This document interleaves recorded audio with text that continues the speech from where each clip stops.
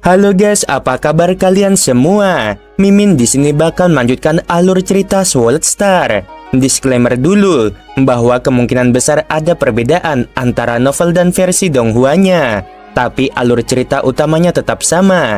Jadi tanpa ragu, Mimin akan membawakan alur ceritanya. Senja yang tenang menyelimuti kota Huyang ketika aroma masakan lezat menyusup keluar dari sebuah pavilion megah milik Lo Feng.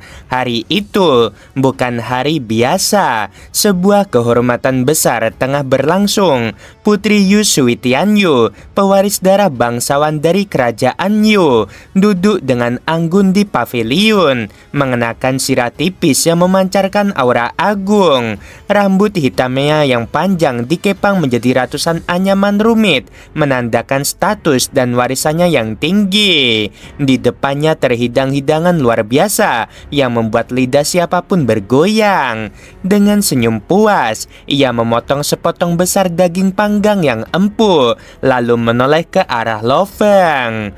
Hidangan di kota Huyang memiliki rasa yang unik, ujarnya sambil mengunyah perlahan. Tapi makanan di rumah Tuan Lauhe ini bahkan lebih menggoda daripada di istana penguasa kota. Di samping mereka, penguasa kota Huyang tertawa terbahak-bahak. Nada suaranya penuh kekaguman. Memang yang mulia, di seluruh kota ini hanya jagal hitam dari restoran alam api yang mencapai tingkat dewa sejati abadi melalui keahlian memasaknya. Tapi kunjungan yang mulia hari ini sangat mendadak, sehingga kami tak sempat mengundangnya pada kediaman resmi. Lo Feng mengangguk pelan, matanya tenang namun waspada.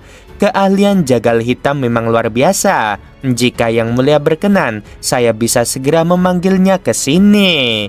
Aku menyukainya, undang dia sekarang, ujar Yu Sui Tianyu dengan mantap. Tak lama setelah itu, sosok gagah dengan jubah gelap masuk dengan sopan. Dialah jagal hitam, sang dewa sejati yang menempuh jalannya bukan lewat pedang atau mantra, melainkan lewat cita rasa kuliner yang mengguncang jiwa. Ia membungkuk hormat. Salam hormat yang mulia, Tuan Kota dan Tuan Lauhe.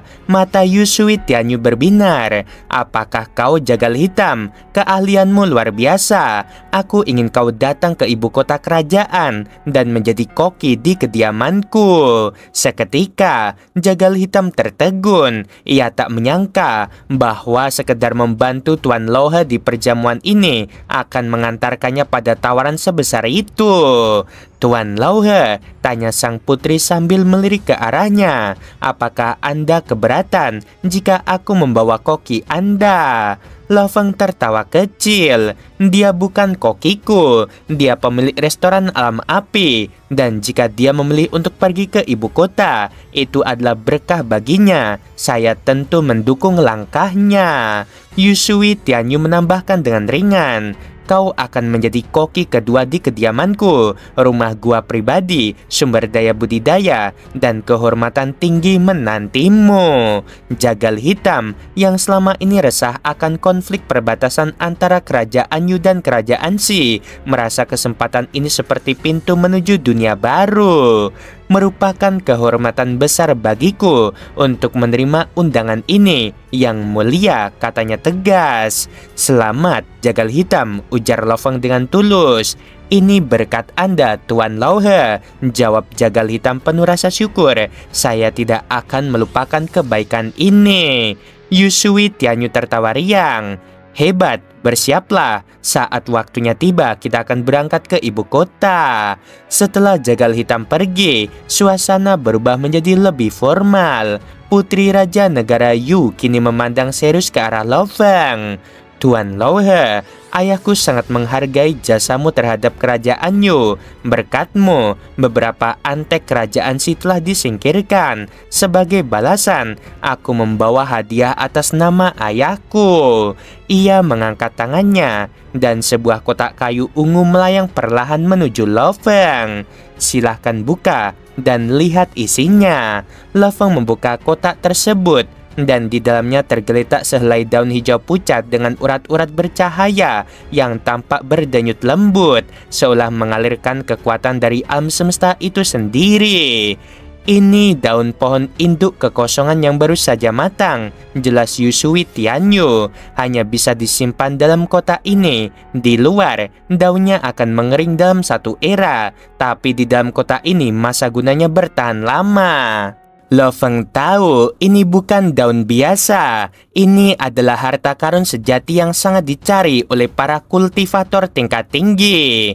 Apakah kau tahu cara menggunakannya? Tanya sang putri. Sedikit. Ku dengar itu ada hubungannya dengan lapisan kekacauan primal. Yusui Tianyu mengangguk lalu menjelaskan, semesta ini sangat luas dan ruang itu bukanlah datar, melainkan terdiri dari ratusan lapisan. Salah satu yang terdalam adalah lapisan kekacauan primal yang penuh dengan kekuatan kekacauan tak terbatas. Sayangnya, tanpa daun ini hampir tak mungkin mencapainya. Dengan daun ini, kamu bisa menembus reruntuhan kekacauan primal dan mencapai lapisan terdalam itu. Di sanalah kamu bisa memahami hukum kekacauan primal, kunci menuju tingkat kultivasi yang lebih tinggi. Terima kasih atas penjelasan dan hadiahnya, Yang Mulia, ucap Lo Feng dengan hormat. Namun Yusui Tianyu belum selesai. Ayahku juga ingin menjadikanmu muridnya. Jika kamu mau, datanglah ke ibu kota dan jalani 3 ujian. Jika kamu lulus, kamu akan menjadi muridnya. Dan sumber daya yang diberikan akan melampaui apapun yang bisa kamu bayangkan. Penguasa kota Huyang yang sejak tadi hanya mendengar dengan seksama ikut bersuara.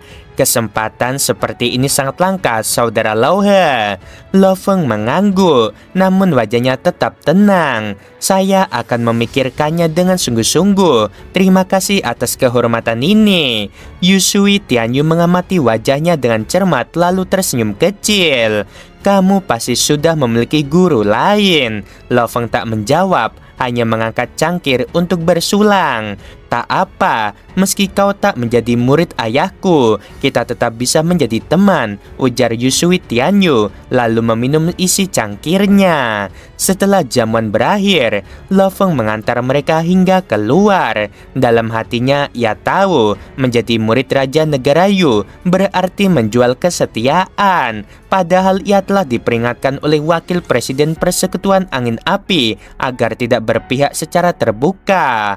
Jika aku memilih Raja Negara Yu, aku akan menjadi miliknya. Tapi jika aku pergi ke negara kuno Angin Api, aku bisa menjadi ajudan Kaisar Cuyo. Malam itu juga, Lo Feng menyimpan daun pohon langka itu dengan hati-hati. Lalu setelah menitipkan semua barang dan urusan kepada Morosa dan Moyu Qingyan, ia menuju ke tempat yang telah lama menarik hatinya, yaitu reruntuhan kekacauan primal. Di bawah cahaya bulan yang remang, Lo Feng tiba di sebuah celah besar di tanah berbatu. Di sana pusaran kekacauan terus mengalir deras, menyebarkan kekuatan kekacauan tak terbatas. Penguasa kota Huyang berdiri di sampingnya, memberi penjelasan. Ini dia reruntuhan kekacauan primal. Dari sinilah kekuatan itu mengalir keluar dan memadat menjadi kristal kekacauan dan batu kekacauan primal yang kita gunakan. Di sekeliling reruntuhan, para dewa sejati ruang hampa sedang bekerja memotong kristal menjadi ukuran seragam, mentumpuknya dengan rapi. Namun mereka semua berhenti sesaat ketika melihat Lo Feng tiba. Lo Feng tersenyum dan menatap penguasa kota Huyang. Terima kasih telah mengantarku sampai sini. Tentu saja, saya juga sudah menginstruksikan agar Anda dapat masuk ke reruntuhan ini kapanpun diperlukan, ujar penguasa kota itu sambil mengangguk penuh hormat. Tapi ingat satu hal penting, ia menatap pusaran kekacauan yang tampak seperti lubang raksasa berisi arus tak kasat mata. Saat kau masuk, ingat jalurmu baik-baik. Tidak semua orang bisa kembali jika tersesat di dalam sana. Lo Feng mengangguk, lalu mengeluarkan daun pohon induk kekosongan dari dalam kotak kayu. Daun itu segera melekat lembut di tubuhnya, memancarkan kilau samar yang menyelimuti seluruh tubuh seperti kabut pelindung. Tanpa berkata apa-apa lagi, Lo Feng melangkah maju. Tiupan kekuatan kekacauan yang ganas menerpanya, membuat jubahnya berkibar liar. Namun dengan kekuatan daun itu, ia tetap stabil dan melaju lurus ke dalam pusaran kekacauan. Apakah dia benar-benar akan menembus lapisan kekacauan primal? Bisik seorang dewa sejati di belakang. Penguasa kota Huyang menatap punggung Lo Feng yang mulai menghilang ke dalam pusaran. Tuan Lauhe, mungkin ketika kau kembali, kau bukan lagi dewa sejati abadi, tapi kultivator ranah penguasa kekacauan primal. Lo Feng terbang masuk, menembus pusaran demi pusaran. Setiap lapisan ruang yang ia lewati semakin menantang, dan gelombang kekacauan di sekelilingnya semakin pekat. Tapi daun pohon induk kekosongan menyala dengan tenang, memotong jalan melalui arus yang seharusnya mematahkan eksistensi siapapun yang mencoba menembusnya. Semakin dalam ia masuk, semakin jelas ia merasakan getaran hukum yang belum pernah ia pahami sebelumnya.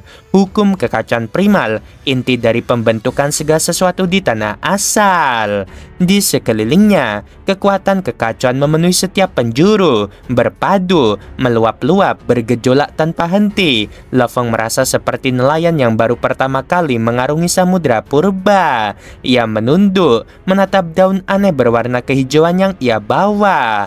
Daun dari pohon induk kekosongan. Benda ini benar-benar ajaib, bisiknya. Daun itu memancarkan fluktuasi kekosongan tak terlihat, melindunginya dari penolakan alami lapisan kekacauan primal. Selama daun itu masih segar, ia bisa bertahan di sini, setidaknya untuk satu periode penuh, waktu yang cukup baginya untuk belajar dan mengamati. Lapisan kekacauan primal sungguh luar biasa. Di sana, hukum-hukum agung semesta muncul secara acak, mewujud dalam bentuk cahaya dan energi yang terus berubah. Ada yang berwarna keemasan, ada yang hijau pucat dan dingin, ada pula yang putih perak, seperti kilatan petir abadi. Hukum-hukum ini semuanya berasal dari esensi yang sama, pikir Lo Feng. Tapi manifestasinya bisa tak terhitung jumlahnya, seperti emas kekacauan, api kekacauan, petir kekacauan. Semua hanyalah bentuk dari suatu sumber yang tunggal. Ia perlahan terbang di antara arus kekacauan, menyatu dalam keheningan agung, mengamati dan menyerap wawasan demi wawasan. Namun di tengah perenungannya, sebuah cahaya merah menyala melesat dari aliran kekacauan, bergerak sangat cepat ke arahnya. Lo Feng segera bereaksi, membakar kekuatan ilahinya, dan menangkapnya dengan telapak tangan. Yang ia tangkap adalah seekor serangga kecil berwarna merah menyala. Cangkangnya seperti kristal yang berkilauan. Ia terus meronta, berusaha kabur dari genggaman Lo Feng. Makhluk lapisan kekacauan primal, gumam Lo Feng mengamati. Ia tahu makhluk seperti ini bukanlah makhluk biasa. Mereka lahir langsung dari kekuatan kekacauan, tidak memiliki kecerdasan, hanya insting, tapi tubuh mereka mengandung jejak hukum kekacauan primal. Serangga itu terus menggeliat, namun Lo Feng hanya mengeraskan genggamannya. Tubuh serangga itu remuk, namun anehnya setiap pecahannya tetap hidup, berusaha menyatu kembali. Lo Feng menyusupkan kekuatan ilahinya ke dalam pecahan-pecahan itu, merasakan jejak hukum yang tertinggal di sana. Jadi, beginilah caranya. Mereka adalah manifestasi nyata dari hukum. Seakan-akan semesta sendiri mencoba menjelma menjadi makhluk hidup. Renungnya dalam hati. Sementara itu, jauh dari lapisan kekacauan primal di kota Huyang, para dewa sejati berkumpul di kediaman utama. Mereka berkumpul untuk melepas kepergian seorang tokoh penting, yaitu Yang Mulia Putri Yusui Tianyu. Yang Mulia, ucap penguasa kota Huyang dengan suara pelan. Lauhe, dia mengikuti arus kekacauan primal dan belum kembali. Putri Yusui Tianyu mengangguk ringan. Sepertinya dia memang tidak berniat menjadi murid ayahku, katanya pelan, tatapannya menerawang. Dengan kekuatannya, mungkin dia sudah menjadi murid kekuatan besar. penguasa kota mengangguk. Itu sangat mungkin. Di tanah asal, para kultivator kuat memang sering memiliki banyak guru. Ketika lemah, mereka belajar dari dewa sejati abadi. Saat kuat, mereka beralih ke raja dewa. Senyum tipis muncul di wajah Yusui Tianyu. Tak apa, ayo mari berangkat. Seketika, sebuah perahu terbang raksasa muncul di angkasa, dikelilingi cahaya suci. Putri Yusui Tianyu naik bersama para pengikutnya, termasuk Jagal Hitam dan 9 muridnya. Salah satu dari mereka adalah Soyi yang terlihat penuh semangat dan harapan. "Soyi!" teriak suara dari bawah. Itu adalah Soyun, saudaranya, yang berdiri di tanah menatap langit dengan mata berkaca-kaca. Soyi menoleh melihat wajah kakaknya yang penuh perasaan. Ia mengangguk pelan tanpa berkata apa-apa, tapi dalam hatinya ia tahu inilah jalan hidup mereka sekarang. Di dalam perahu terbang, para murid berbicara satu sama lain dengan semangat. "Tak kusangka kita akan pergi ke ibu kota kerajaan. Aku hanya murid kuliner dan kini bersama Yang Mulia." Perahu itu melesat menembus ruang dan waktu, menghilang dari langit kota Huyang. Di bawah, Soyun hanya bisa menatap diam. "Aku sudah melakukan segalanya, bahkan bergabung dengan organisasi bayangan. Tapi mengapa dia yang hanya memasak bisa pergi sejauh itu?" Kembali ke lapisan kekacauan primal. Hari-hari berlalu, Lo Feng terus menyelami manifestasi hukum demi hukum. Ia diserang oleh makhluk-makhluk liar, menangkap mereka, membedah tubuh mereka, mempelajari struktur dan esensi mereka. Naluri mereka kuat, tapi mereka tahu takut, bisiknya saat salah satu makhluk kabur setelah dilepaskan. Hingga suatu hari, sebuah kilatan cahaya perak muncul dari arus kekacauan, meluncur sangat cepat, terlalu cepat bahkan bagi makhluk lain. Lo Feng bereaksi cepat, mengelurkan tangan seperti biasa, tapi kali ini telapak tangannya teriris, darah mengalir deras. Lo Feng menatap tangannya yang terluka. Ternyata dia bisa melukaiku. Cahaya perak itu berhenti di kejauhan, bergetar perlahan, seolah-olah sedang menantang. Kekuatannya sebanding dengan Sueyun, kata Lo Feng lirih, senyum tipis mengembang di wajahnya. Ini sungguh menarik. Makhluk itu kembali menari mengelilingi dirinya, berubah-ubah bentuk, kadang seperti benang, kadang cahaya pedang, kadang pula paku perak. Semuanya begitu cepat, menusuk dan menyayat tanpa henti. Lo Feng mencoba menahannya berkali-kali, namun luka demi luka terus bertambah di tubuhnya. Ia justru tersenyum. Menarik, tanpa kekuatan sejati, makhluk ini tak akan pernah bisa kutangkap. Dan saat cahaya perak kembali melesat, menyerang, Lo Feng mengubah sikap. Ia mengangkat tangannya tinggi-tinggi. Kelima jarinya memancarkan aura kuat seperti pilar-pilar langit yang menutupi seluruh ruang. "Segel surgawi 5 arah," teriaknya. Jurus baru ini hasil pemahamannya akan asal mula kehidupan dan kehancuran, terinspirasi dari teknik legendaris pedang langit terbelah 5 arah, tapi tidak seperti pendahulunya yang menyerang untuk membelah langit. Jurus ini justru menyegel, mengurung segala sesuatu yang berada dalam 5 arah. Cahaya perak itu langsung terperangkap di antara kelima jari Lo Feng, tak bisa lagi bergerak. Makhluk itu bergetar hebat mencoba meloloskan diri, tapi sia-sia. Lo Feng memejamkan mata, lalu membuka satu jari, membakar kekuatan ilahi di ujungnya. Pengasahan hati, jurus rahasia dari alam kekacauan primal itu dilancarkan perlahan. Jarinya menembus ruang hampa dan menyayat makhluk cahaya perak itu dengan presisi sempurna. Tubuh makhluk itu terbelah dua. Tanpa membuang waktu, Lo Feng mencengkram kedua bagian tubuh itu dengan kedua tangannya. Kekuatan meledak dari dalam dirinya, menghancurkan kedua bagian tersebut menjadi tetesan-tetesan perak.